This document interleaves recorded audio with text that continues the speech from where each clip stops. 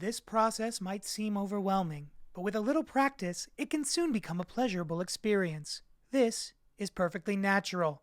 And this is All Films Worth Watching. Happy Halloween. I'm Thomas. That's Jeff. If you're joining us for the first time, we are watching all the films that are worth watching, or we're going to try to, and we're going to let you know why or why not each film that we watch is worth watching. If you don't know me, my name is Thomas. I'm a theatrical sound designer, composer, musician, lead singer of By Fire and Sword, where you might know my buddy Jeff, who is my co-host.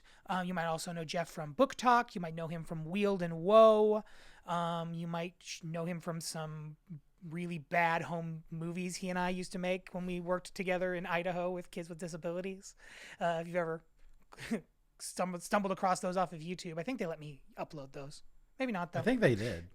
Yeah, I think we got the permission. That's one of those things, I don't know if you, something that you might not know if you don't work or ever have worked with adults with children with disabilities, but maintaining confidentiality is a big deal. So that was kind of the biggest, when I started doing that project, which was just making a bunch of little horror short films with a bunch of different kids and adults with various disabilities. Part of the big deal was, I think, getting all of the permission to do it in the first place, but then getting permission to share the videos afterwards was a little tricky. I remember when we did that showing at the Northern Lights in Nampa, the movie theater. Do you remember that? Oh, man, I had forgotten about that. We did like a little movie premiere for the kids. Yeah, I remember that. Yeah, dope. Yeah, fun times. Hopefully not our last movie premiere, but maybe. You never know. Jeff, it is Halloween. How are you doing? What do you do? What are your Halloween traditions? What are your horror movie Halloween traditions? Let's jump into the nitty gritty. Before we jump into the nitty gritty, that is the I forgot. Man, I got so sidetracked. 2022's Barbarian is what we're talking about today. Mm-hmm. A wonderful film. Personally, you should stop this film right now, or this film. I guess stop the podcast, not the film. Stop if you're watching Barbarian and listening to us at the same time. Don't do that. That would be confusing and convoluted and messy. Stop this podcast if you haven't watched Barbarian and go watch it with as little context as possible. My humble suggestion. Give you 5 seconds to do that. 2, 3, 1, 2, 5. All right, back into the world. We're talking about Barbarian, but first, let's talk about Halloween and movies in general. Jeff, do you have any movie time Halloween traditions? Halloween movie time traditions? Typically, Sarah and I, Sarah's my wife, if you don't know me, we'll watch movies and hand out candy. We live in an apartment now, so probably not handing out any candy, since I do not intend to sit out front of our building and nobody can get in. But also, I'm not going to be home for Halloween this year. I'm going to a book event that's being thrown by Penguin Random House. But typically, we watch movies and hand out candy. Is the Penguin themed Halloween themed? I think so. They've been weirdly mum about the details, but I think it is Halloween themed. They're doing a costume party. Yeah, okay. Costume party. Then I would imagine it's Halloween theme. I would hope so if they're going to drag you out into the world on Halloween, that it's going to be something on theme. Yeah. Well, you have to share some stories about that. Would love to know what that is. Yeah, Erica and I throw a big Halloween party every year for the last 3 years, and so I've been working on putting that together. We set up lights and projectors throughout the house, smoke machines, some dry ice, put together a video playlist of movies to watch in the background and a music playlist to jam along to. Carve a bunch of pumpkins. It's a fun time, and the whole time we've got movies running. So I've been watching horror movies nonstop. Jeff, do you have any horror movies or any movies in general that you watch every Halloween? We watch Terrifier pretty regularly. Otherwise, Evil Dead is a favorite. We really like The Conjuring. The Insidious franchise is pretty trash, but we love that one. We also like the 2013 remake of Evil Dead by Fede Alvarez. 2015's Don't Breathe is a favorite, also by Fede Alvarez. But that might be about it. Typically, it's we watch Terrifier. Solid. Erica, my partner, she's really into classic Halloween movies. I mean, we watch a bunch. We kind of randomly will put things on, but almost every year we watch the Bela Lugosi Dracula. Pretty much every year we've been together, we've watched we've watched Evil Dead 2 specifically. Sometimes Evil Dead 3, but Evil Dead 2 is like my specific sweet spot. The last couple of years we've been filling in gaps for us, so we watched a bunch of slasher movies. I think last year, maybe the year before, which was a new thing for me because I've never been into slashers. And to be honest, I'm not really into a slasher. Like a slasher has to be really good for it to pique my interest. Yeah, but the big one's Bela Lugosi. We ended up watching on The Shining. Oh, The Shining is one that we watch every year. We just did that. We carved a bunch of pumpkins and watched Jack Nicholson wig out. It's a fun time. Have you seen The Wolfman with Bela Lugosi? I have not seen the Bela Lugosi Wolfman. That one's No, I gotta say I'm not as big. I'm more into it now than I ever have been because of Erica. Erica's really into. She's specifically into Bela Lugosi. We've already watched Plan 9 from Outer Space. She likes Ed Wood. She likes both the movie and just Ed Wood in general. Like we're a big Riff Tracks family, which are the comedians that make fun of stuff. So every year we watch them. Almost every year we watch them poke fun at Plan 9 from Outer Space, which has Bela Lugosi in like Dracula for makeup for about half of it. And then the other half, he died in the middle of the production of making it. I don't know if you know the story of Plan 9 from Outer Space. Do you know the story? Have you seen Tim Burton's Ed Wood? Nope. Oh my God. Well, Tim Burton's Ed Wood is like Tim Burton's best movie. It's a flop, but it's because it's a biography about Ed Wood, the guy who made Plan 9 from Outer Space, which is like pretty roundabout considered one of the top like worst movies of all time. Like, you know, if you're ranking them, it's really high up there. Bela Lugosi is in it as a favor to him and dies in the middle of production, and they just replace him with, I want to say he hires his dentist. And every scene that he's supposed to be playing Bela Lugosi, it's this guy who's like taller than Bela Lugosi, so he doesn't look like him, but he's got like his Dracula cape wrapped around his face, so you can't see him, and so he's like stalking the woman like that. It's premium terrible stuff. Definitely worth watching. And then Ed Wood is Tim Burton's like autobiographical story, not autobiographical, but biopic about the making of the movie, and it's really really really good. It's one of my favorite Tim Burton films for sure. That one's Johnny Depp, right? He plays Ed Wood. Yeah, Nice. yeah. It's shocker. It's a Tim Burton Johnny Depp collab. Oh no. But yeah, one of his better ones. The guy is a strange dude. It's that thing of like, you know, it takes a real outsider to make that kind of like batshit doesn't make sense outsider art, you know. So it has similar vibes to like, I don't know if you've seen The Disaster Artist where they did that with The Room. It's pretty similar to that, but it's got like, I don't know. Bela Lugosi is a full-on heroin addict towards the end of his life, and so you're seeing this guy playing like Bela Lugosi as a heroin addict, and it's fucking awesome. There's a lot of levels. It's definitely worth checking out. But I gotta say, can't talk about Tim Burton anymore. We got to move on to today's film, the 2022 Barbarian. Jeff, in general, so I think you came into this with a pretty blank slate. I think you told me you knew it was an Airbnb from hell, and that was about it. Yeah. I came into this when I watched it, I think probably in 2022, with a bunch of podcasters saying, go see this. The less you know, the better. And then it's written by one of the, I think it's The Whitest Kids You Know is the group. Zach Kreger. Yeah. Is he used to be, or is a comedian that has kind of shifted over into horror, sort of similar to, the Get Out deal. Yeah. But Jeff, what did you think of the film? I didn't really like it. Fuck off. For real? Yeah, I didn't really like it. Fuck off, man. I'm going to fight you on this one. We're going to have a fight today. That's fine. You're allowed to have a different opinion than me. I'm allowed. I'm allowed, and I'm going to fight you hard. That's okay. I know. Cool. Take my fight. I love it. Anyway, tell me why. I don't know what it was trying to say to me. They do this thing where, God, I don't want to explain. I don't want to spoil it. I mean, we're gonna spoil it. No, yeah, we're in spoilers. You can't talk about this movie without spoiling anything that makes it worth checking out. So the big baddie in it, they try to explain it away in like real world terms of like why this thing is a monster, and their explanation makes zero sense. Like, it would have been easier to ask me to just suspend my disbelief that this thing exists, but instead they try to ground it in real world things that don't like the math doesn't math, and so that totally takes me out of it. Um, it also, God, I feel like it's kind of misleading about what it's trying to be, and maybe that's the point. Is like, oh, the whole like the less you know, the better thing. I don't know. This kind of movie isn't really, as far as horror stuff, isn't my thing. I felt like it was going for social commentary, but didn't land on any of it. Hard Um, disagree, but go ahead. okay. I find Justin Long to be incredibly annoying.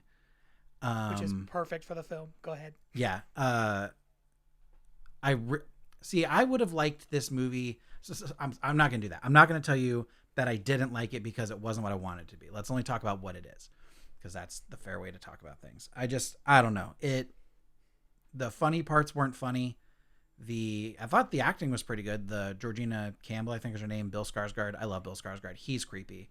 Um, I don't know. It just I I don't think I'm the audience for what it was trying to do. I didn't think it was funny. I didn't think the commentary landed. And then them trying to explain the monster in a monster movie in terms of like real world things, just that was the hardest sell for me. Is this I mean, we're gonna spoil it, so I'm just gonna say it. But like the idea that multi-generational incest results in a 7 foot tall, incredibly strong monster just does not track. Like, so I think it starts in the 80s, like 82, I think is what it says in the movie. So at most she's 2 generations of incest, and she would have, that's the worst time for it to give me the balloons. You didn't see that, but it gave me the balloons. 2 generations of incest does not result in monstrous, hideous deformity like that. It makes zero sense. So it would have been easier for me for them to be like, no one knows. It just is a thing. And that would have been better, rather than like, oh no, she's a product of 2 generations of incest. I think the one guy's like copies of a copy. I'm like, okay, the Habsburg Empire was hideously incestuous, and all they had was like a goofed up jaw. So it Yeah, just it's like makes I no don't. sense. I mean, I think most of her monstrousness is that she spent the entirety of her life existing inside of a like living underground in the dark. You know what I mean? Like I think she's not particularly she's monstrous in the way that like I don't know. Michael Myers is monstrous, where she's like a fucked up. She's a huge person, Yeah, and she's enormous. she's been kept in cages and like has been like her knuckles have been bruised from like having to like live underground inside of these copious tunnels. But I think that you're asking it to do too much. She's not like a genetically engineered monster. She's just like a fucked up person who's been nothing but her mind and soul has been nothing but abused underground her entire life. And like, Right. I mean, like, you know what I mean? Like, I don't know. I guess I didn't ever look at the tall, the like the physical idea. I never like said, oh, she's been incested so hard that she's become a 7 foot monster. But I think that's it's the just she's explanation the movie gives you for it. not. But I mean, like, I don't think it has to. I think that there are 7 foot, there are tall people out in the world that are you know what I mean. She's like well fed and kept in the dark for her entire life. And so like I don't think that like what you're looking at on her face is like, oh, incest, this is what an incest baby looks like. This is somebody who has been locked in a cage since she was a child and has been like malnourished and maltreated. Sure. You know what I mean? Like that's like you're pulling like somebody who's living it's the incest isn't what has made her a monster. It's that she's been hidden away. She's a 30, 40-year-old woman that's spent her entire life in the darker underground. Sure. You know what I'm saying? I mean, I guess I get what you're saying, that like that she's like the fact that she's like super tall and strong, but she's not like super. I don't think she's super naturally tall or strong. I think she's as strong as a woman. Like if your whole life, if you're all you're doing in your whole life is crawling around, you know what I mean, and like pulling and bashing people and pulling things up, you know what I mean, like her entire, like the only thing she's doing with her life is the physicality that like leads to this. I mean, I guess that I guess if we're two ships in the night and nowhere on the same page, it's never going to land. But yeah, I just think like I think the scarier thing, the real world scarier thing, is that there's a world that like this all happens in Detroit. And the idea is it happens in an Airbnb that's been essentially like abandoned by everybody, including the people that own it, for so long that like nobody like has figured out that there's this, the spoilers, there's this vast interconnecting maze that the previous owner before selling it basically moved into and started abducting women and creating like, an incestuous family underneath this house. Right. So that's the sort of the crux of the twist of the movie. But the idea that I think the idea that's scary is that there's like a place in America where that can happen. Like the money was gone, and so nobody checks in over there, Right. And you have that scene later on. I mean, we'll talk through the plot real quick since you didn't like this at all. We'll just jump through it. But the idea that like, well, I mean, if you didn't like it, if it was nothing for it, then we don't need to like linger. That's all I'm saying. But yeah, the idea that like she can't even get cops to come and check out the incident because she has no ID, so they assume that she's a crack addict, so she has no representation, and it doesn't matter that like she has multiple people that could corroborate that these multiple murders are going on. She's just left to fend on her own. It's like a no man's land where anything could happen. Yeah, like that's the scary thing for me is like there's parts of Kansas City that are kind of like that, where like if the wrong thing happened to you, it would take a long time for somebody to show up. Yeah. If ever, I don't think it's as bad as like this is saying, but that's the part that tickles me. Like you like leave parts of the country alone for so long that just horrible things can manifest and grow over a couple of generations. Yeah, it sucks that the cops go to the house with her, but she doesn't have the key, so they're like, "We're out of here. See ya."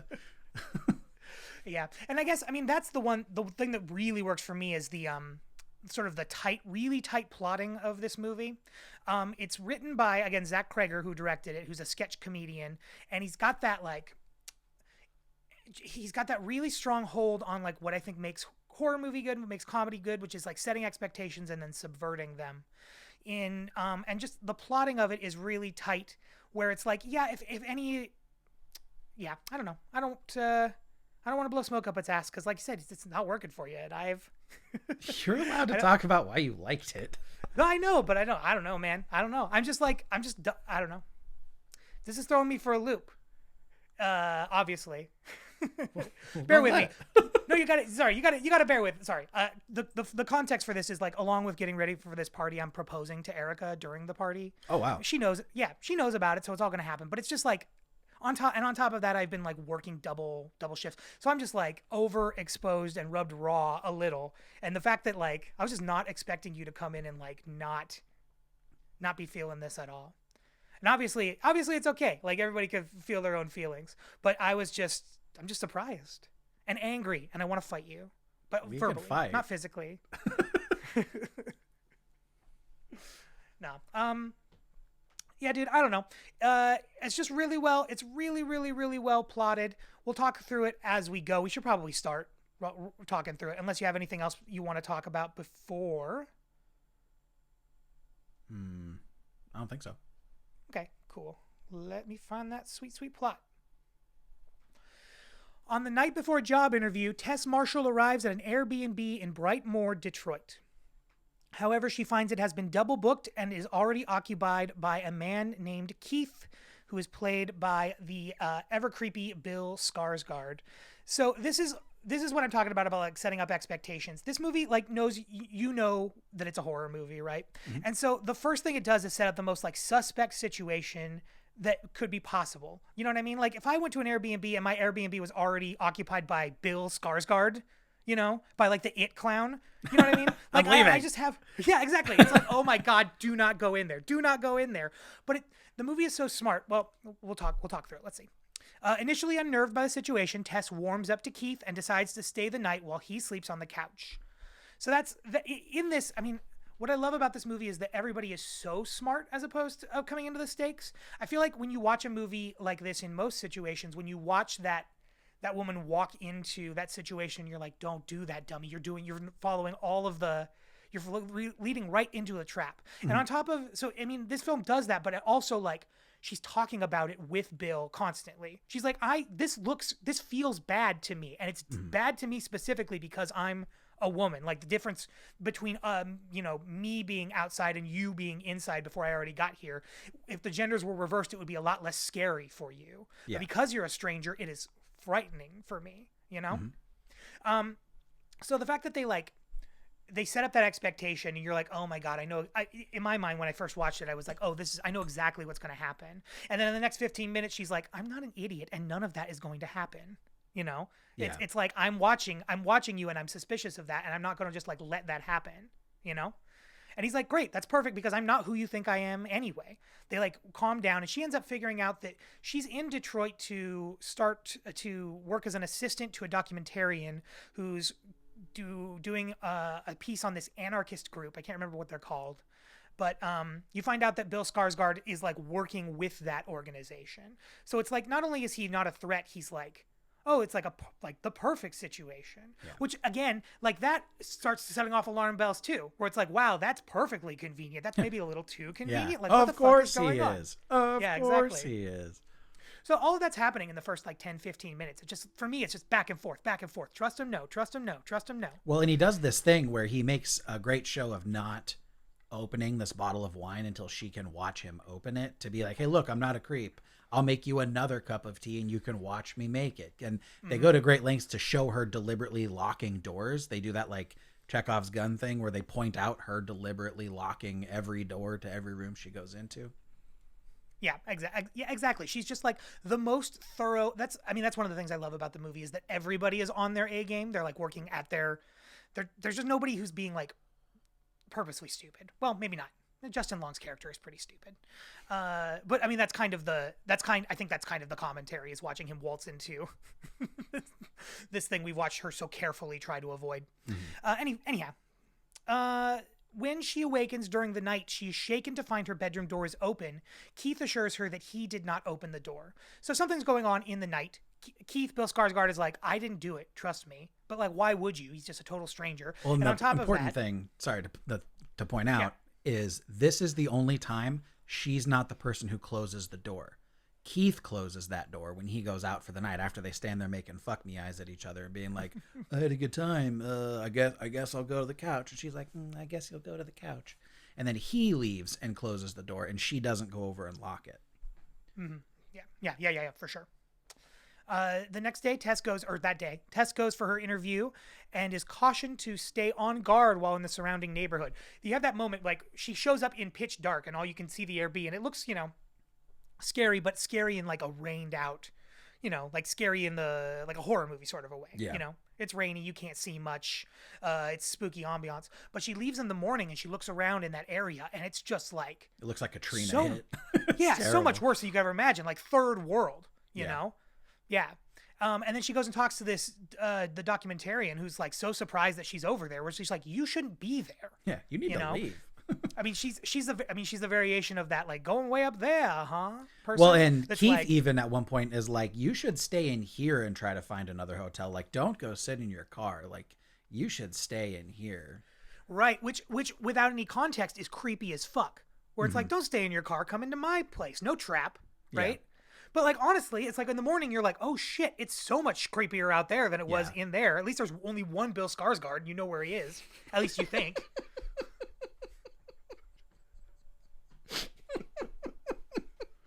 Mm-hmm.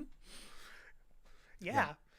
So I think she nails that audition. She nails the interview, basically gets that job. She returns to the house. She hurries inside when a stranger runs towards her, urging her to leave. This is an unhoused person, basically screaming at her from the block, being like, you got to get out of here, get out of here, get out of here. Yeah. And, later on we'll see that's, that guy is really trying to help her, but that's another scary, threatening person. Yeah, you think he calls her like little girl? He's like, get out of the house, little girl, get out of here, little girl, like screaming at her. Yeah. I mean, the best intentions we find out later, but, too little, too late, and just the worst presentation of it possible. But, what else is that guy going to do? It's that thing where, like, we're judging him by his cover as well. Mm-hmm. I mean, maybe we're not. That's one where you're like, oh, okay, well, that guy's probably one of those people that knows something's up. If you're watching as like a third perspective. Yeah, that wise beggar trope for sure. Yeah, for sure. Let's see here. But anyway, she gets chased back inside. She accidentally locks herself in the basement, and she stumbles across a hidden corridor leading to a room with a camera, a stained mattress, a bucket, and a bloody handprint. And it's one of those things where, like, I think Zach Kreger's storytelling for this stuff is phenomenal. It's gonna not translate well, but the tension on this of just like going down into a basement and then finding a room that goes deeper, and then in that room there's like it basically looks, I mean, it's basically implying, right, sex trafficking of some kind. Yeah. It's a Right? torture room, if nothing else. Yeah, yeah, for sure. She she runs back out. Keith returns to the house. She frees Tess from the basement. They break, or no, they get to slide out this window like just a crack, Yeah, right, so that he can toss her the house key. Yeah, because there's only one house key in the lockbox, and that's another important thing for all of the sort of plates that are up in the air. Um, Yeah, so she returns Keith returns to the house and frees Tess from the basement.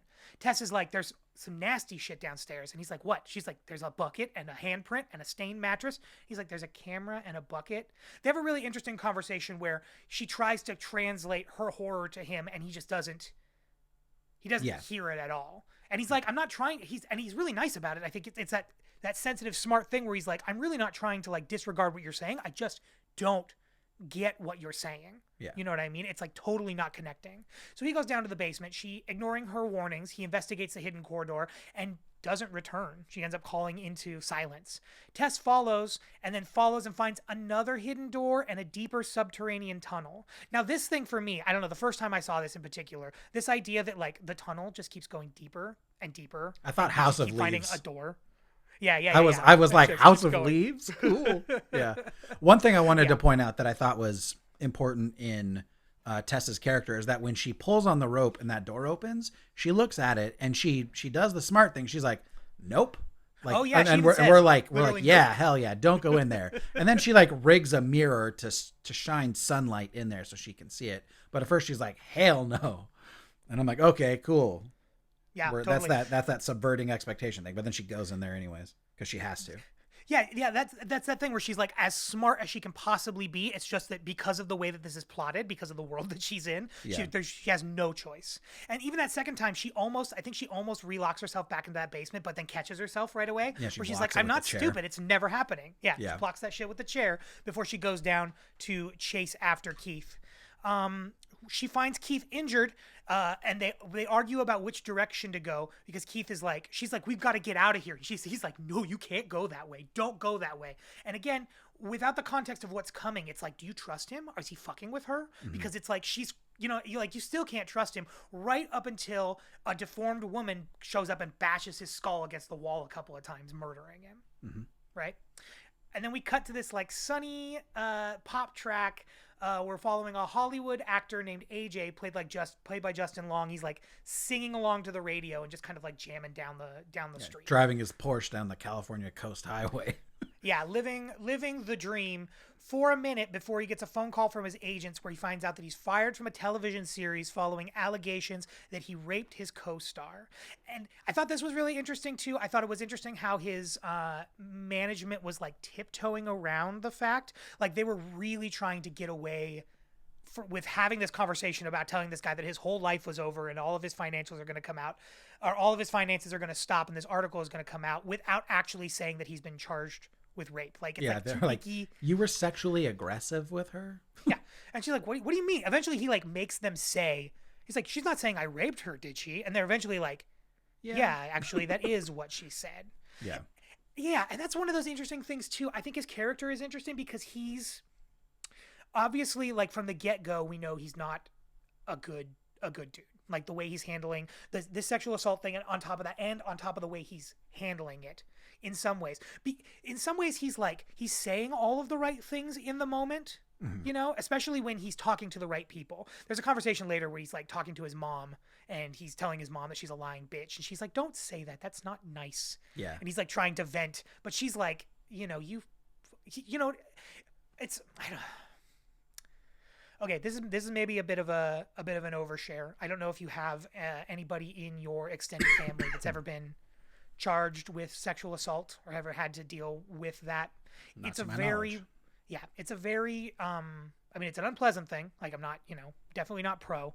I have some family in my extended family that have, and it like it's a hard it it's hard because the crime is so horrible, and then you cross that with the familial relations that you have Mm-hmm. with people. You know what I mean? It makes things all very very confusing, and gray area is not the right term because obviously sexual assault is wrong in any form, but yeah, it just becomes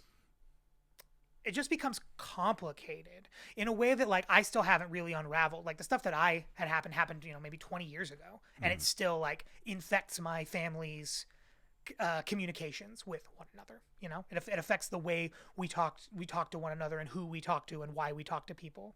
Yeah, it's a very specific type of like scarlet letter that just kind Yeah, of like hangs over you for forever. yeah, yeah. And saying that like it's not, and I'm saying that like in my specific situation, it's like well earned dipshit. You Mm-hmm. shouldn't have ever fucking done that. And probably the same with and obviously by the end of Justin Long's deal, especially when he's like he goes to a bar later and I'm getting ahead of myself. Anyway, yeah, that can be both things. It can be that scarlet letter effect can happen with in a way that's like maybe justified, maybe unjust. I don't know. You know what I mean? Anyway, what was I saying? Actor AJ, he's fired from his TV show following allegations that he raped his co-star.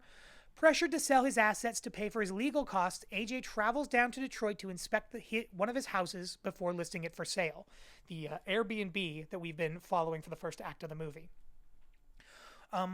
Okay, so it skips right to him finding this hidden tunnel.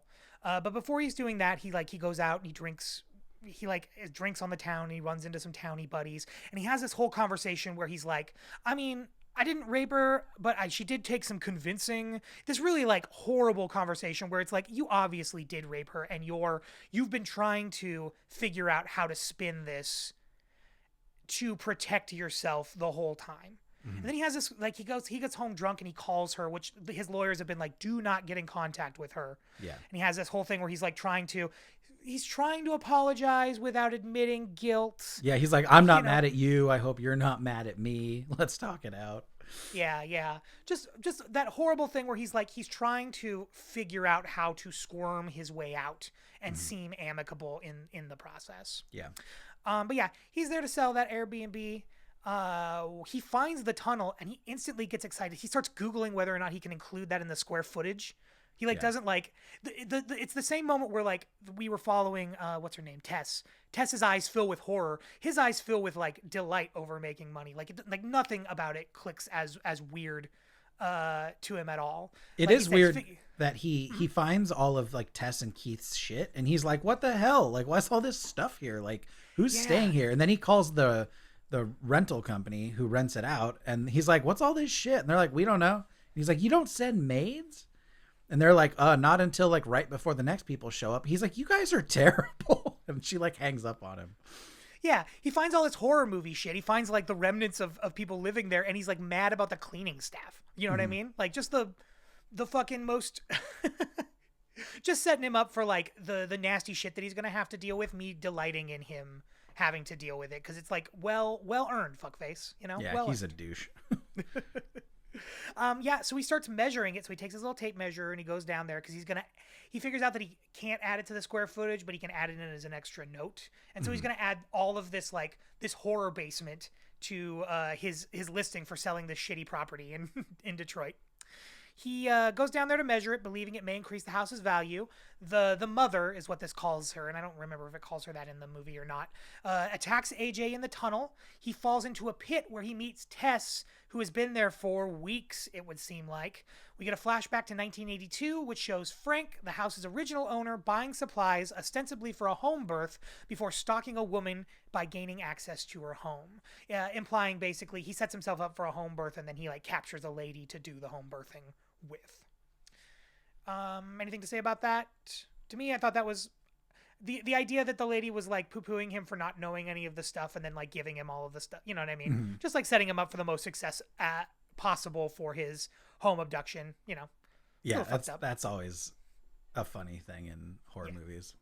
Yeah, yeah. They're like, oh, here's our sharpest axe. It's not for cutting people, right? No, it's not for cutting people. Oh, and she also gives him that like baby training video, and you'll Mhm. see clips of that. That's like running in the tunnels constantly. It's like an 1980s tutorial on like how to take care of your baby. And there'll be scenes where they're walking past that room, or they'll be in there later where she's making Justin Long breastfeed her, Mhm. or breastfeed her. She's breastfeeding Justin Long. Yeah, Excuse me. That would be weird if it was flipped around, right? That that would would be be a line worse. too far. That might Yeah. be worse. I mean, even I have standards. Anyway, when let's see, Tess comply. Let's see, oh, back. In the present, the mother attempts to feed AJ and Tess with a nasty-looking, big, fat bottle titty that's just like jiggling out there. Her nasty little hand down from the pit, trying to get them to feed off of this bottle. Tess complies and urges AJ to do the same, explaining that the mother wants them to act like her babies. When AJ refuses, he is dragged away by the mother, who tries forcibly breastfeeding him. That's where I'm talking about. They take him back to her little hovel where this TV is running this on a constant loop, like how to take care of your baby, which is like the only media she's gotten in her, Her whole life. in her whole life. So it's like in setting up the bounds of the whole world. She tries forcibly breastfeeding AJ. Tess uses the opportunity to escape the house with the help of the homeless Andre. Oh yeah, and that's that one moment where she walks by and watches him getting breastfeed and like leaves him for dead. And I'm like, no judgment there, please. Like, good work on you. Yeah, she's like, I'll be back. I'm out. And then she smacks right into that tape measure that the fucking douche left on the floor. You know what I mean? Like she's out, she's free, and right into the tape measure, and that starts the chase. Yeah. She ends up getting out and like just barely getting out of that broken window. She gets pulled out by the homeless guy, and they have that lovely moment where the mother is sort of like reaching out to her from the window and then can't, and then like pulls back into the shadows. Yeah. Ugh, that shit creeped me out. Let's see here.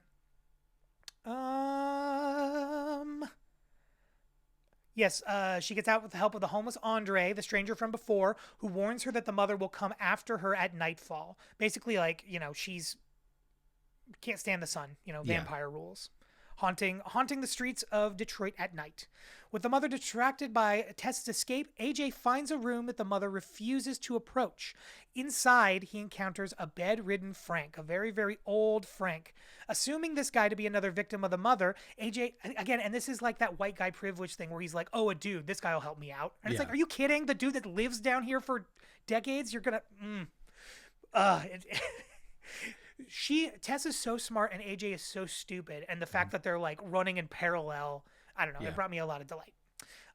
Anyway, inside he encounters the bedridden Frank. Assuming to be another victim, AJ assures Frank that he's going to call the police before finding VHS tapes showing Frank abducting and raping dozens of women.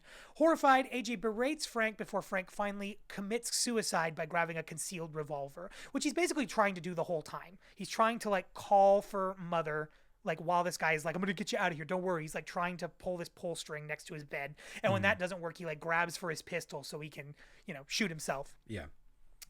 Let's see. Back up top in the land of the living, Tess leads police to the house, but they dismiss her story due to lack of evidence. They essentially get upset at her for breaking into this house that she had been renting and abducted in. Yeah.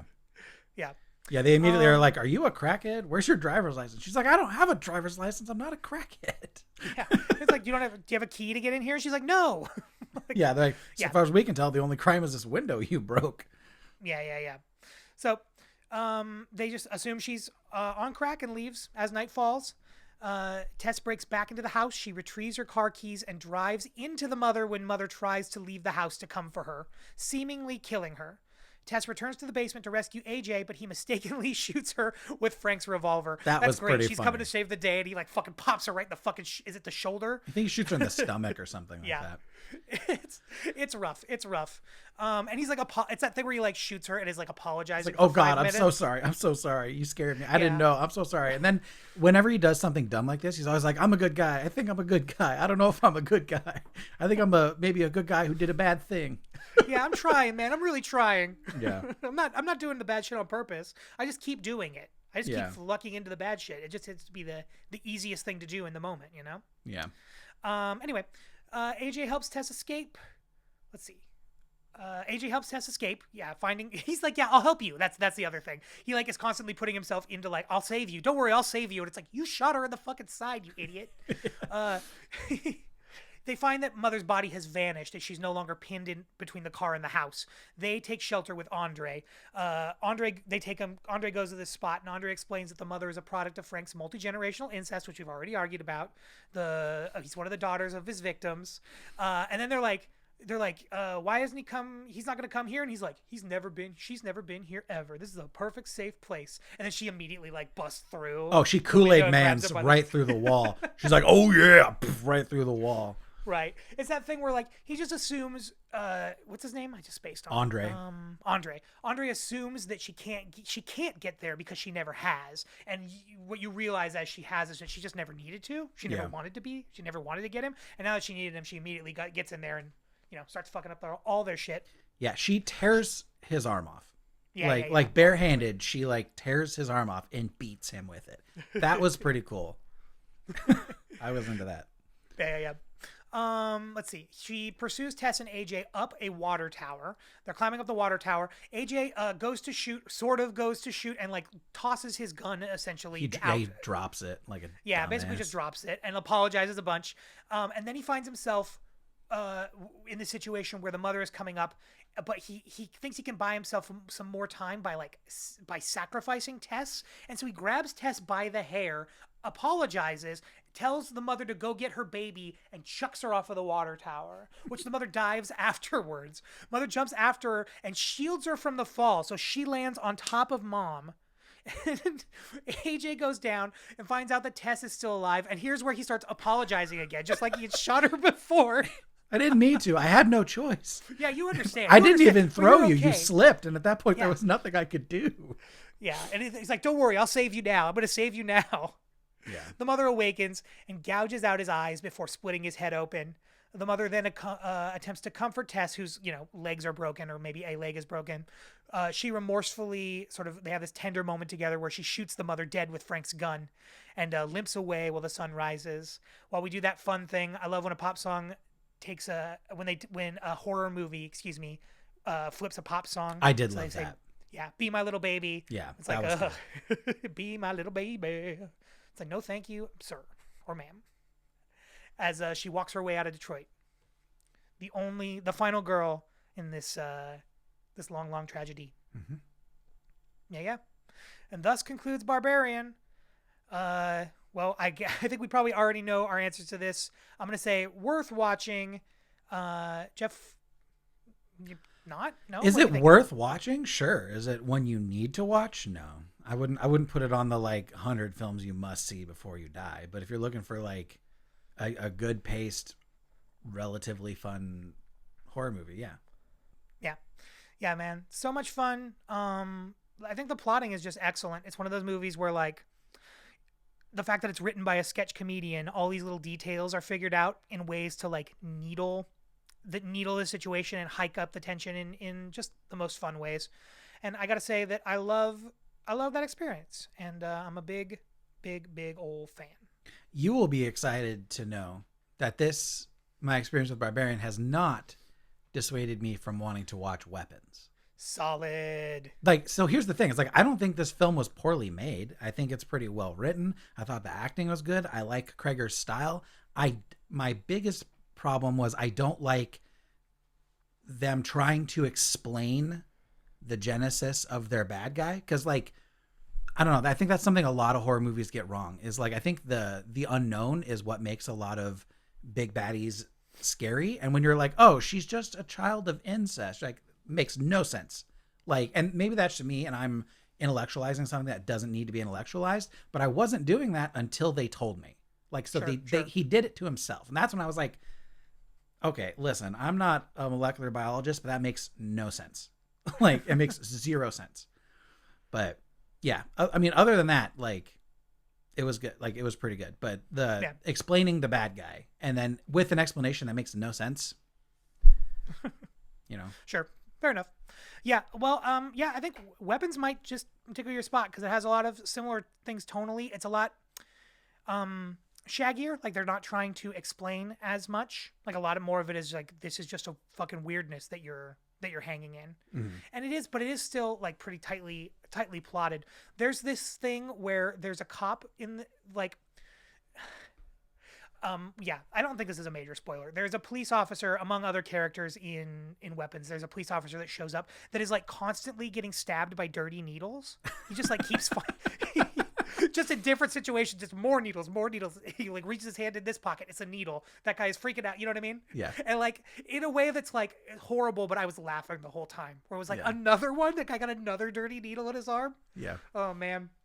Yeah, so I'll definitely be interested. I mean, that was going to be one of my suggestions for today, is to definitely check out Weapons. Yeah, because it feels like this one is really tightly plotted, and all of the like I said, like it's really trying to explain itself in and out. And Weapons is definitely yeah, without spoiling anything, is definitely trying to just be like, this is a, you know, just ride with this, like ride with the tones here, you know. Yeah, it was some great weirdness. I haven't finished it. To be honest, I started watching it the other day while I was starting to get ready for the Halloween party. I was setting stuff up, and then I realized that I hadn't watched Barbarian yet for this, so I turned it off and like flipped over and watched Barbarian again. Yeah. But I'm definitely excited to get back to it, and I definitely want to hear what you think about it. Yeah, I'm excited to see it. It looks good, and it got good reviews. So, I mean, Barbarian got really good reviews too. I'm just a hard sell. I'm specific. Sorry. Yeah, no, that's okay. I mean, we fought and I won, but it's okay. You didn't win. Okay. No, okay, fine. No, perfect. All right, you won. You won. No. There are no winners. There's just hurt feelings when it comes to movie dorks arguing about movies. I agreed. Anyway. It was a well-made movie. I just didn't like one specific thing. No, for sure. I love you. I'm fucking around. I'm like 80% fucking around, you know. 20% piss. That's what, Yeah, but 20% is not bad. Like, you need No. to get me up to like 40, 50 before I even like anything happens in the real world, you know? Yeah. So, all right, Jeff, we're at the end of our time together. I think we have to do some suggestions, and then we'll get people out of here. Oh, it's my turn to pick, isn't it? Yeah, and yes, you do need to pick for Thanksgiving. I'm gonna make some suggestions while you're looking. One of the things I was going to suggest was Weapons. Okay. Another thing I'm going to suggest, there's this podcast. If you're into horror movies, one of my favorite horror movie podcasts it's called With Gorley and Rust, excuse me. That's Matt Gorley and Paul Rust, who are two Hollywood folk. Matt Gorley is the producer on Conan O'Brien Needs a Friend. He's on a bunch of other podcast stuff. Paul Rust is a comedian and a podcaster. They will do this horror movie podcast, but they specifically talk about like the aspect of cozy horror movies. They like talk about like horror movies you want to watch on like a Saturday afternoon. You know, so they talk about horror movies, but they talk about them in a real like cozy, comfy, comforting sort of way, which is a little antithetical, but is like the aspect of horror movies that I like. Sure. Yeah. This right now they're doing satanic panic section. So they just did, I think, Rosemary's Baby. I think maybe they're doing the seventh seal, the seventh sign. One of those. They're doing a bunch of satanic panic movies right now.